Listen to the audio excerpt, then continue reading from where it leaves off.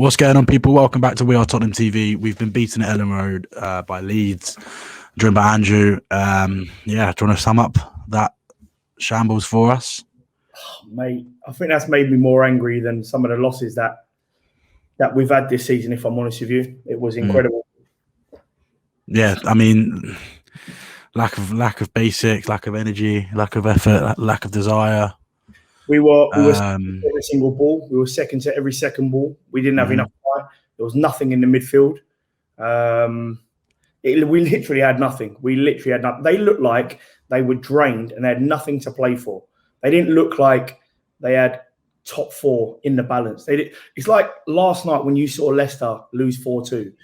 Surely they should have been on that pitch, you know, doing everything they can to get that win today. They look lackluster. They look slow. They look lazy. They didn't look ambitious at all. They didn't want to take any risks. I mean, how can you come out and play like that after you can see top four in the balance? You know that everyone's playing each other. You know Chelsea, City, Man United, Arsenal. There's complicated games there, and you perform like that. Yeah, come on. I mean, I think it's just the same old, isn't it? I mean, how many times have we seen that, or how many times have you had this conversation with somebody else? You know, over the years. Forget this season, many years. I think the team was wrong. I think it's just the basics that weren't there. I don't even think Leeds were good and they deserved the points, but they didn't have to try very. They didn't have to try very hard. No, not really. They just had to outrun us. They knew if they outrun us, they'd beat us, and that's what happened. They had Rafinha on the bench, Calvin Phillips on the bench. By the way, who's their best midfielder? Okay, they don't really have anything to play for. They had a centre half as their holding midfielder, and a holding midfielder as their centre half. Listen, I'll tell you something, Clever. I said it before when we sacked Jose. Levy gave up the season the moment you sack Jose and you bring in a rookie. Okay, and I'm not going to go in on him because it's not really his fault. It's not. None of it's his fault. No, it's not his fault. But you bring in a rookie to manage 6 games and a cup final. The 6 games, you have top 4 in the balance. You don't know what could happen. I can guarantee you now, I reckon Liverpool, who are underneath us, will get that top 4 space. It's there. I said it last week. You win your games, it's there. Okay, the fact that Levy, who's completely incompetent and his job should be untenable, and the owner's jobs should be, you know, untenable, and they should be leaving. The moment you bring in somebody like a rookie like Ryan Mason, who ain't got a clue about the team, by the way. I'm sorry. He's playing his mates. Dele Alli and Harry Kane are his 2 best friends outside. He said it in an I mean, anyone's going to play Harry Kane, isn't it? Oh, no, sorry. Not Harry Kane. Eric Dyer, sorry. He said it in an interview before that you know, he's really close with him. I mean, Harry Kane comes out and says he's close mate as well. Dyer comes out and says, I'm with him every other day. Like, they're all close friends. You know, the team that he played today, again, waiting to the 66th minute to make a substitution. We were 2-1 down from the first half. What are you doing? Why are you waiting to the 66th minute or 67th minute to make a substitution? Why subs as well. Why are you not playing Ndombele? What are you doing? Like, I'm sorry, but Højbjerg today was shocking. Awful. Reguilon today, or even worse, right? He was. There's so many subs that you could have made. You know, I actually thought Dele had a really good first half. I thought he was the one I wouldn't have taken off. He deserved to stay on. Gareth Bale probably deserved to come off. But why are you bringing in Ndombele on 10 minutes to go? What do you think is going to happen? 10 minutes to go. The game's over. He looks scared to make a decision. You know, the team wasn't set up properly. People are talking about the moment Jose leaves, we look more fluent. We played Sheffield United and we played Southampton at home, which we nicked a 90th minute penalty. The moment Levy sacked Jose, the season was over. Forget about it. Because that was Jose Levy saying, I don't want to pay this guy 300 grand a week. We're probably not going to get top 4. We're probably going to lose to Man City. So let's just bring in Ryan Mason. Embarrassment. The whole lot need to go. All of them need to go. Ryan Mason, I said it before the game, he can't take the job on. It's not really, he's out of his depth, to be fair to him. And I think he knows it as well. He looks scared on the sideline. Levy needs to go. Joe Lewis, he's got 5 billion quid. We've got a net profit of 7 million quid. Is somebody taking the piss? Somebody's taking the piss. And I'll tell you something. You know, a couple of years ago when Kieran Trippier left, Kieran Trippier said there's a lot going on in the background that I can't speak about. Those players look like they know what's going on in the background. It's a shambles from top to bottom, Slav. From top to bottom. And listen, people gave me stick before for saying about when I came on before and said about Eric Dyer, you know, stealing a living. Okay, I'll tell you what, disagree with me now. You can't disagree with me now. I don't know about stealing a living. He's just not good enough to play for us, and he's just not good enough to be a top Premier League centre half. He'd probably do well at a lower club, but he's on 92,000 a week. Tell me he's not stealing a living.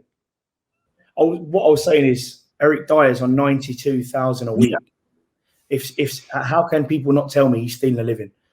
And I was saying I don't want to keep on coming on here and, you know, being negative and stuff like that. But when, you know, I'm actually quite a positive person outside of it. But when you see that, there's no positive, Slav, because unfortunately we've got a corrupt owner. Unfortunately, we've got you know, somebody who's in charge of our club who's only financially who really cares financially, nothing else. Don't care about what's going on the pitch. Because if I'm honest with you, that was a big thing. The Super League thing was a big thing. But when you sack a manager of Jose Mourinho's stature 6 days for a cup final, that tells you it's only financial. Can't be anything else. You can't tell me that Ryan Mason had a better chance of winning that cup final than Jose Mourinho. It's just not possible. So, you know, the season was over the moment we sacked Jose. And I'm not saying we would have won it with Jose or we would have won this game with Jose. What I'm saying is you give your team the best chance to, you know, to get results and to get the top four, to get the trophy. And unfortunately, our board has failed us once again and hasn't allowed us to even get that trophy or even go for this top four because, as you said earlier on, the team was completely wrong. The subs were completely wrong. And unfortunately, we've given the team put in front of Ryan Mason, and he hasn't, you know. Yeah. No, I mean, to like, you just look at it, they look like the team that, you know, had top four on the line, and we look like the team in 11th with nothing to play for.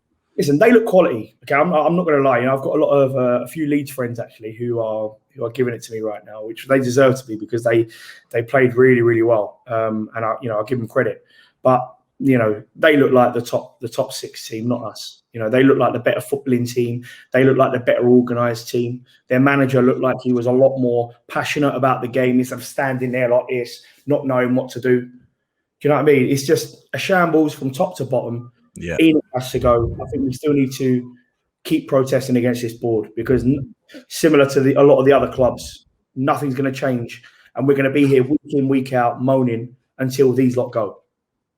Yeah, no, I completely agree. And also, I mean, so what have we got now? 3 games left. Game's over. Season's over. Don't matter about the 3 games. With no, I mean, it's a shame really because it would have been, look, the top 4 wasn't, you know, in our hands necessarily, but it would have been nice going into these last couple of games with, you know, a bit of hope. Yeah, you get 4 wins out of 4. I promise you, it's there. I'm telling you. Oh yeah, everyone's playing each other. Okay, look at Chelsea's fixtures. Look at Arsenal playing Chelsea in there. Look at Leicester's fixtures. I think the easiest fixtures are West Ham and Tottenham. And right now, I said to a West Ham fan yesterday, right now it's about bottle. It's not about how good your team is. It's about whether you can stand up. And if you've got the amount of bottle to take that 4th position or even that 3rd position if Leicester drop out. We've shown time and time again, we don't have that bottle. We haven't had it for years. Bringing in Jose Mourinho on 300 grand a week doesn't make you have that bottle.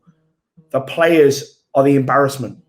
Yeah, I think. Look, like I don't want to keep on sticking it on Mason. That's what I'm saying about the players as well. But please run through our team today and tell us who had a good performance apart from Toby Alderweireld, who made 3 or 4 blocks. I thought they were all poor. I mean, yeah, he made a couple of decent blocks. He's the one still for their 2nd goal, along with Eric Dyer.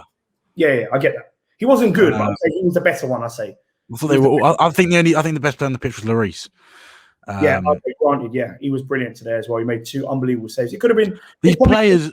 4 or 5. At the end of the day, these players just aren't good enough. Like, they aren't good enough to play for Leeds, let alone Tottenham. Some of them. I agree with what you're saying, but I want to ask you a question. Yeah. Have Leeds got a better squad than us? No, they haven't. Okay, they haven't got a better squad than us. They've got 3 players that 3 or 4 players we probably would take, and 2 of them, by the way, were on the bench, and those 2 are Calvin Phillips and Rafinha. And when he came on, there was a reason why he's very, very highly rated. They haven't got a better They haven't got a better squad than us. What they do have is a manager who don't take no shit, okay, who's on the sidelines and he don't shut up. I don't know. I watched it with the mate, you can hear him. I could hear him. I had the headphones on. He does not shut up. Yeah, you can hear him. And folding his arms. And even before, even when we had Jose, he was a lot of the time he was sitting down. We need a manager who's got the passion that we have as fans. Just need a manager. Forget what they have. Yeah, we need a manager. We just need a manager. That would be a start. I want a manager who can reciprocate the passion that we have as fans, because we haven't had that for a long time. Since you could say since Pochettino, and we haven't got an organised team. So therefore, you need a better manager. Therefore, you need an experienced manager to try and get you out of tricky situations, not put you in tricky situations like playing Winks in a final and not playing Ndombele to the 80th minute. This is not helpful. It's a massive summer now. So many things need to change. It's just going to lead into a pretty depressing summer, isn't it? The only saving grace is that so many questions to be asked, to be answered. It's just all a shambles. The only saving grace is that maybe the situation in terms of financial climate we're in, no one might be able to afford Harry Kane. Apart from that, I feel sorry for this man. You see the way he walked off? No, I didn't. Please watch it. He looks like he just looked around and he looked up in the sky, thinking he must be thinking, "What the fuck am I doing here? What am I doing?" But also, he is not exempt from criticism as well. No, he's not. He's not. But when you've scored 31 goals and assists, you don't. You got to put it on other people. Yeah. But I'm today, I'm talking about today's game, and today's game he was poor. He wasn't great today. Slav. I agree with that. But where's Son been for 3 months? Why can't he scored today? He stepped up. He stepped up. He scored. He scored. He took his chance. He scored against Southampton. And he scored last week. It's a one-on-one. I expect him to score that. Dele Alli made that goal. Dele Alli was influential in that goal. He was brilliant. Look, we can. I agree. It's about hoping that neither go and no one can afford them. It's a really strong hope. But look, Andrew, thank you very much for joining me today. We can sit here and talk till tomorrow at this rate. Trust me. It's always a pleasure to talk to you, mate. Look, we've been beaten. Hopefully, we'll be able, even despite it now essentially being a nothing game against, I think it's Wolves next weekend. Yeah. We'll speak again, and maybe we might have a win to. I wouldn't even say celebrate, but we'll discuss. Let's end the season now. Have a good summer. Exactly. Andrew, thank you very much, mate. Always a pleasure. Take care.